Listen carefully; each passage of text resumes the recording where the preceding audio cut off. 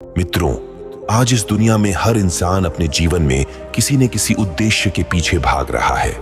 किसी का उद्देश्य जीवन में बहुत सफल होना है, किसी का उद्देश्य बहुत ज्यादा पैसा कमाना है, किसी का उद्देश्य वकील बनना है या इंजीनियर। सबका अपना अपना उद्देश्य है।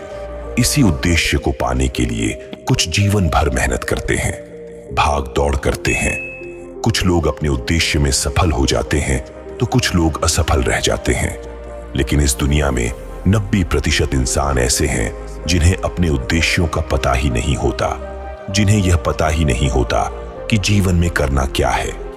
बस जो भी काम से उन्हें मिला उसे करते रहते हैं, बिना यह सोचे कि वह काम उनके लिए जरूरी है या नहीं, या वह काम उनके जीवन के उद्देश्य को पूरा करता है या नहीं। वह यह कुछ भी नहीं सोचते, बस उस कार्य को करते रहते हैं। वो कभी यह नहीं सोचते कि इस काम का परिणाम हमारे उद्देश्यों को पूरा करता है या नहीं, जीवन में हमारे लक्ष्य को पूरा करता है या नहीं। वो बस उस काम को अपनी जिम्मेदारी समझकर करते रहते हैं। लेकिन मैं यह कहता हूं कि यह उन सब का उद्देश्य नहीं है, बल्कि यह उनकी जरूरत है। यह उनके जीवन को बिताने का एक जरिया है, अपनी जरूरतों को पूरा करने का एक जरिया है। आज की हमारी यह कहानी इसी विषय पर आधारित है। अगर यह कहानी आपको अच्छी लगे तो कमेंट में ओम बुद्धाय नमः जरूर लिखें। एक दिन बुद्ध ने अपने शिष्यों के साथ एक गांव की यात्रा की।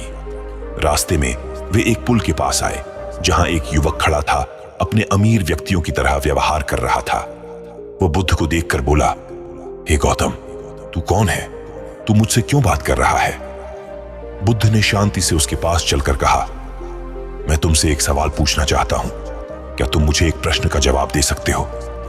युवक ने उत्साहपूर्वक कहा, हाँ, पूछो। बुद्ध ने ध्यानपूर्वक पूछा, तुम्हें पता है कि तुम्हारा उद्देश्य क्या है? जीवन का उद्देश्य क्या होता है? युवक ने थोड़ी देर सोचा और फिर उत्साह से जवाब दिया, मेरा उद्देश्य है सत्ता, शक्ति और धन कमाना। मैं चाहता हूं कि दुनिया मुझे सम्मान करे। बुद्ध ने मुस्कुराते हुए कहा, तुम्हारा उद्देश्य तो समझ आ गया, लेकिन एक सवाल और, जब तुम ये सब हासिल कर लोगे तो क्या तुम अंत में संतुष्टि पाओगे? युवक ने हैरानी से पूछा, क्यों नहीं? बुद्ध ने विचारपूर्वक कहा, क्योंकि सत्ता, धन और सम्मान अनंत नहीं होते।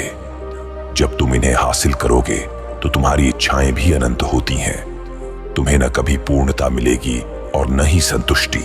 बुद्ध के शब्दों ने उस युवक को सोचने पर मजबूर कर दिया। उसने अपने उद्देश्य को दोबारा विचारा और अंत में अनंत शांति और संतोष को ही सच्चा उद्देश्य माना। मित्रों, जिस दिन आप यह समझ लेंगे कि मुझे जीवन में क्या करना है, कब करना है, कैसे करना है, तभी आप अपने जीवन को सही मायने में समझ पाएंगे और अपने उद्देश्य को पाने के लिए सही दिशा में कार्य कर सकेंगे।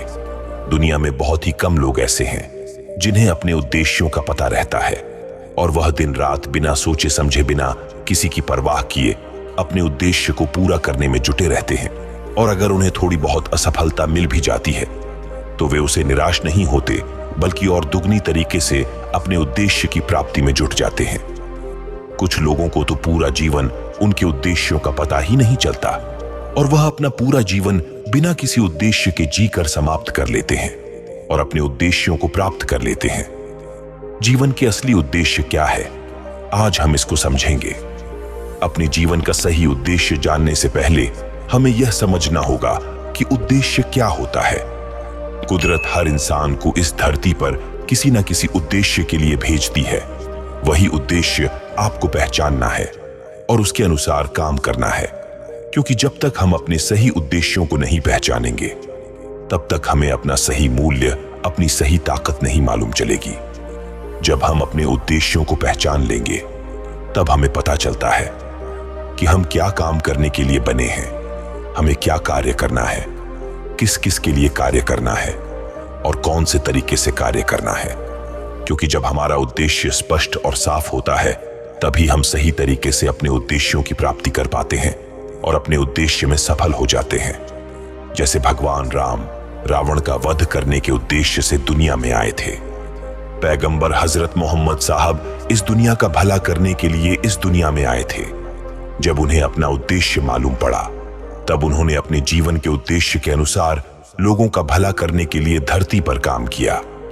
तो हर इंसान को अपना उद्देश्य पहचानना चाहिए।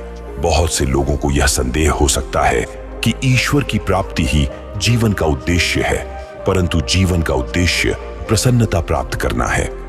मैं कहता हूं कि ईश्वर सुख है, वे परमानंद हैं, वे प्रेम हैं, वे वह आनंद हैं जो आपकी आत्मा से कदापि दूर नहीं जाएगा।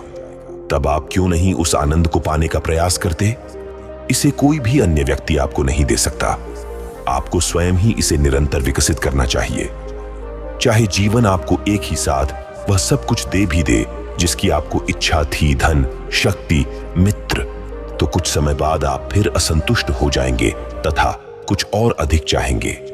परंतु एक ऐसी वस्तु है जो आपके लिए कभी नीरस नहीं हो सकती, वो है खुद की खुशी। सुख जो कि आनंदप्रद ढंग से विविध प्रकार का है, यद्यपि इसका सार तत्व अपरिवर्तनीय है। यह ऐसी आंतरिक अनुभूति है जिसे प्रत्येक व्यक्ति खोज रहा है। चिरस्थायी, नित्य नवीन आनंद ईश्वर है। इस आनंद को अपने भीतर प्राप्त करके आप इसे प्रत्येक बाह्य वस्तु में भी पाएंगे। ईश्वर में आप चिरस्थायी अक्षय परमानंद के भंडार को प्राप्त करेंगे।